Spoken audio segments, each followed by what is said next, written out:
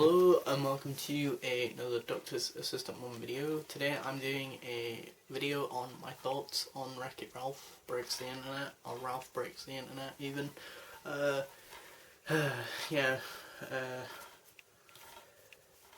just trying to think of what to say really. It's a decent enough film. Off the top of my head, I'd probably say that it's maybe a little bit longer than it needs to be, potentially. I don't know if I like it as much as the first one, but I guess the first one was sort of had the benefit of being newer, It's kind of funny how, even though, you'd think by a fourth film Toy Story would be the one that would be getting old, but already I feel like the Wreck-It Ralph one is a bit older of a concept already, or they're running out of steam with the concept more quickly, it seems, somehow, than something that's had, twice as many films in its respective franchise of sorts, which is kind of odd to say really, but it is a good film. I do like the fact that there are other sort of franchises and things and Easter eggs and little bits and pieces there, and that it does feel like a bigger scope film, but you could argue the first film kind of wrapped up in such a way that it didn't feel natural that we got a sequel really. I don't feel like anyway, because the characters sort of resolved their differences or their troubles or challenges. They sort of overcame them in the first film, so then it feels like just sort of, I guess because this film, the second film even starts with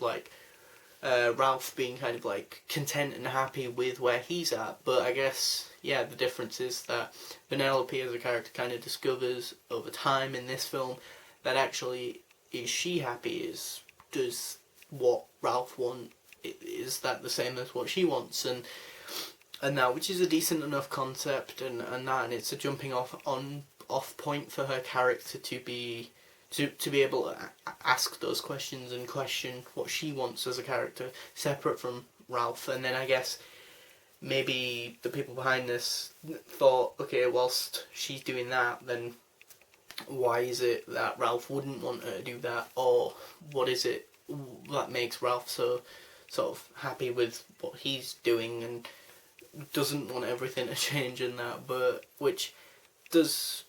lead to some interesting sort of stuff, and that towards the latter end of the film, and that I do think, as I say, it could be a bit shorter film. It could also, the bad guy, as it were, doesn't really appear until the latter end of the film, which is a bit odd really. Could have been introduced maybe a bit earlier. I do like the fact that they're very much tapping into something that's more relevant than, say, the first film, because it's kind of weird. It's Disney, after Toy Story, clearly saw the fact that toys weren't actually as popular as they used to be, and that younger people are now just playing video games. So then they were like, okay, video games, let's do that, but let's do the original stuff. Start from there, and maybe their idea is to work their way up, level up through video games through the years. Maybe, I don't know, or maybe it was just always to get parents to be more willing to see the film, because kids would be like, oh, it's a film about video games, great, but these machine ones that we don't have now, maybe. But yeah, it's just kind of a bit odd when you think about it, that the first Wreck-It Ralph is very centered around arcade games and that. But what's better, I guess, in some ways about this film in particular is that, as I say, this kind of is a bit more modern, with the internet and that, introduced as a sort of core concept to this film. You then have the ability to reach your main demographic of people, like kids and younger people, with the fact that there's the internet. So it's it's YouTube, it's Facebook, it's Snapchat, it's Pinterest, it's Twitter and that, and the little bird things. Even though I think the Emoji Movie made the same sort of joke there, but it's really well animated, obviously, and voice acted well, or the voice actors are really good, you know, and that I think the two main people who voiced Ralph and Vanellope are back for the sequel, which is always good, yeah, it is a good film, and there is a cool new sort of game in town that like piques Vanellope's interest in that, and there's all sorts of stuff with like eBay and that's kind of funny as well, and there's the dark web as well, it's also quite funny sort of stuff, and there's this slimy slug-like character as well down there, which is really funny, as well as these just lots of really kind of interestingly funny kind of little gags based around the internet. So if you're on the internet a lot, then you will appreciate them really, and that, like the pop-up ads and the you know, annoying guy who's like, oh, I want to earn money by playing video games, and that, and the little e-boy thing, that's actually a thing. It's just a reminder thing for Ralph to keep having a reminder of when the bid is, like when he needs to finally pay the money for the thing that he's bidded on,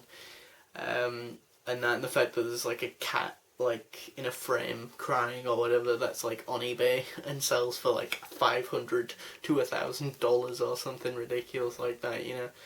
and that, yeah, I mean, you don't really see that many of the other arcade sort of characters anymore, or that much as opposed to the first film, but again, what you lose you gain in sort of more modern sort of stuff maybe, or new characters, and that, like the search engine character dude, and this character called Yes, or at least I think that's her name,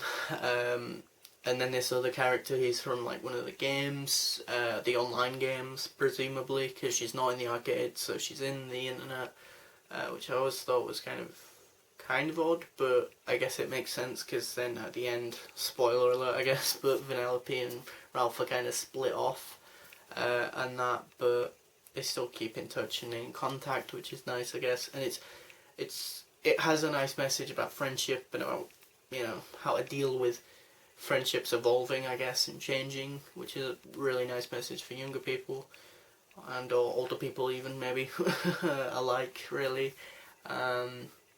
Yeah, again, it just visually looks very pleasing, very, you know, well animated, of course, it's a Disney film. I love the fact that they go to like a Star Wars-y like land of sorts. There's First Order Stormtroopers, there's C-3PO, there's Groot, and then there's the princesses as well, and the song that Vanellope sings isn't actually completely awful, and that for me, as well as I say, the sort of princesses being there was pretty funny, you know, like having Mulan and lots of the other ones as well. The Mulan one is like the standout for me anyway. But yeah, it was just really sort of fun film, really. There was quite a lot of fades to black as well, which was quite weird in a film like this, because in my head when I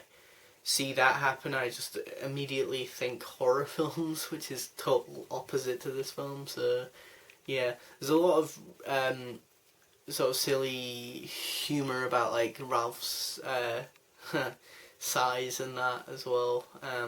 He keeps calling himself a big boy, which I thought was kind of funny. Kind of makes me smile, on that, and chuckle a bit. But yeah, it's a really fun film, and that. So if you haven't already seen